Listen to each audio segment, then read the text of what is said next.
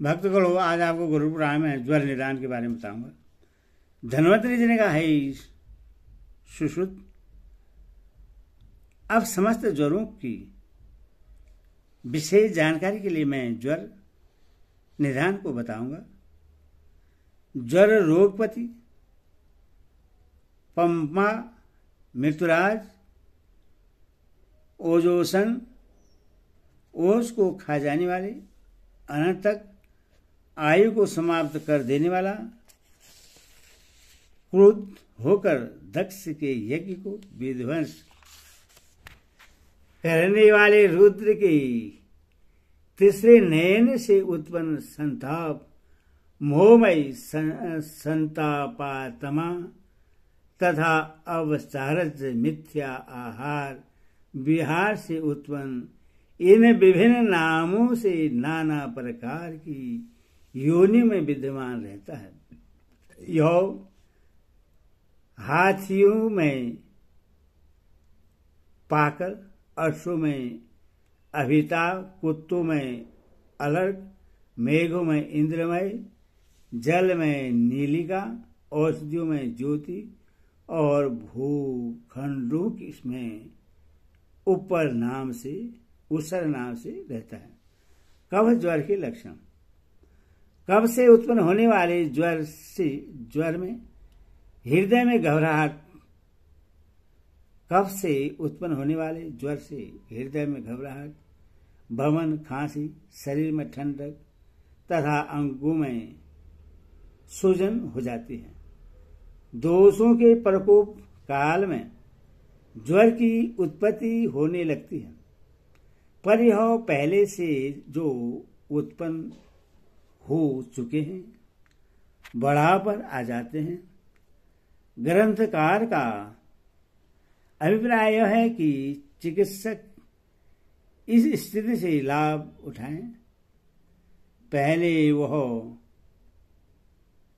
काल पर विचार करें कि यह वात, पित्त, कफ इन दोषों में किस दोष को प्रकोपित करने वाला है। इस आधार पर रोग को समझने में सुविधा हो सकती है। जिस तरह विशिष्ट काल के द्वारा रोग की उत्पत्ति या वृद्धि देखकर यह रोग वात आदि किस दोष से उत्पन्न हुआ है यह अनुमान कर लिया जाता है, उसी तरह उपशय, लाभ और अनुपशय हानि से भी रोग को पहचाना जा सकता है। औषध, अन्न, विहार, देश, काल आदि से उत्पन्न लाभ को उपशय कहते हैं और इन्हीं औषध आदि का उपयोग यदि किसी रोग में दुखद हो तो उससे अनुपशय कहते हैं। अतः किस प्रकार की औषधि, अन्न आदि के सेवन से रोगी को लाभ, उपशय हो रहा है और किस प्रकार की औषधि आदि से हानि, अनुपशय हो रहा है, इस पर विचार करने से चिकित्सक को रोग समझने में आसानी होती है। निदान प्रकरण में कहे गए किस औषधि और विहार से सेवन से अनुपशयन हानि होती है और किन पदार्थों के सेवन से उपशयन लाभ होता है, यह देखकर दोषों का अनुमान किया जा सकता है। अरुचि, अपरिपाक, स्तंभ, आलस्य, हृदय दाह, विपाक, तंद्रा, वस्ति, विमर्दा, वन्य, लारका, गिरना, मन का भरा होना, भूख का न लगना, मुख की चिपचिपाहट, शरीर में सह्यता होना, उष्णता का रहना, शरीर का भारी लगना, अधिक पेशाब का होना, शरीर की जीर्णता का विशेष भान होना तथा शरीर की कांति की मलिनता का आना, ये सभी आप ज्वर के लक्षण हैं। भूख का न लगना, शरीर का हल्का हो जाना, यह सामान्य ज्वर है। जब ज्वर में वात, पित्त तथा कफ तीनों दोष बराबर बढ़ते रहते हैं तो उससे परिपक्व अष्टाह निराश ज्वर का लक्षण माना जाता है। दो दोषों के लक्षणों का संसर्ग होने पर तीन संसर्ग दंदज ज्वर होते हैं। वात पित्त ज्वर के लक्षण: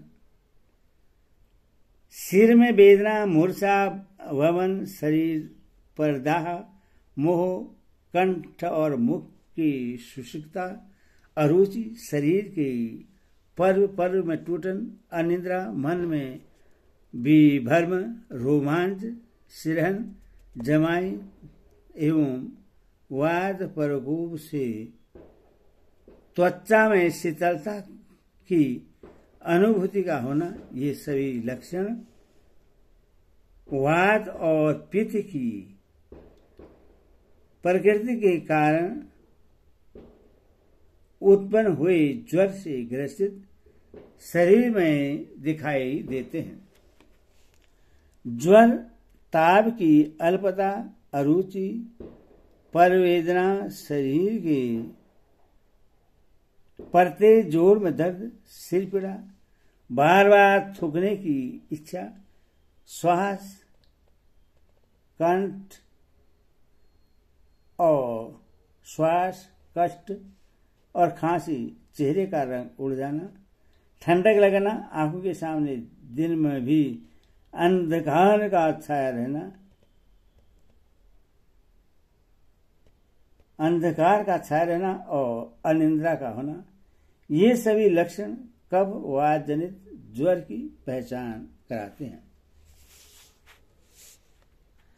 शरीर में अनियत शीतलता का अनुभव, स्तवन, पसीने का आना, दाह का होना, प्यास का लगना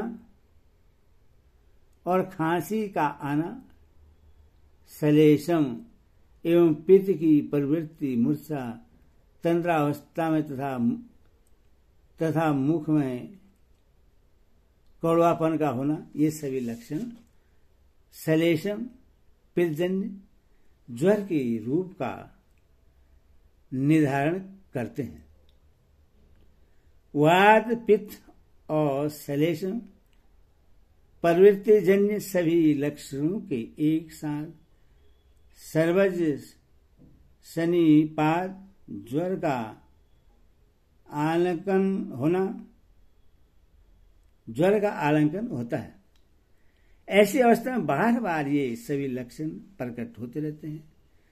इस ज्वर काल में रोगी को ठंडक लगती है, दिन में महानिद्रा की स्थिति बनी रहती है, रात्रि में नींद नहीं आती या सदैव निद्रा ही रहती है अथवा निद्रा ही नहीं आती। रोगी को अधिक पसीना छूटता है अथवा पसीना ही नहीं आता। वह ऐसी अवस्था में गीत गाता है, नाचता है तथा हास्य आदि की क्रियाओं को करता है। उसकी सामान्य प्रकृति पूर्ण बदली हुई होती है। नेत्र मलिन एवं आंसुओं से डबडबाए रहते हैं।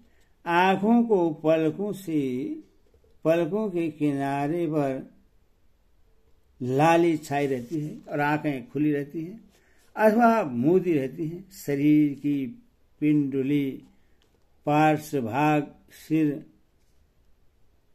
संधि स्थान तथा हड्डी में वेदना होती है और बुद्धि में भ्रम बना रहता है।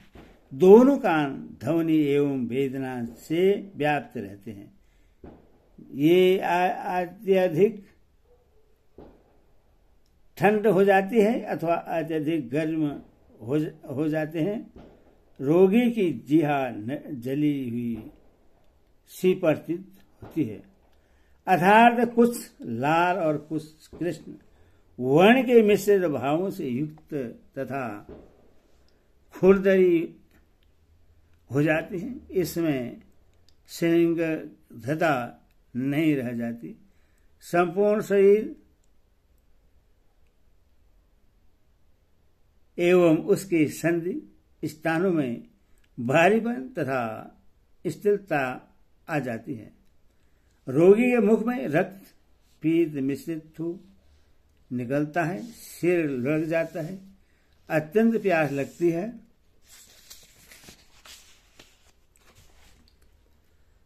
प्रवृत्ति शरीर में बहुत बढ़ती है।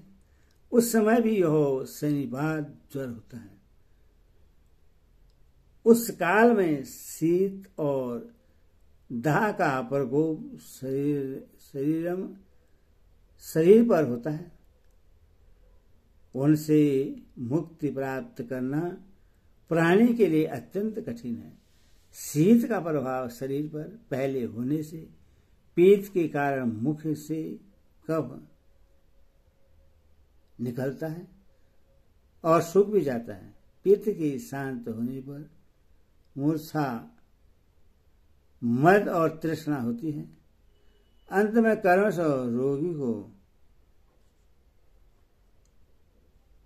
रोगी तंद्रा और आलस्य आ जाता है तथा अम्ल बमन करता है। हरिओम तत्सद। हरिओम तत्सद।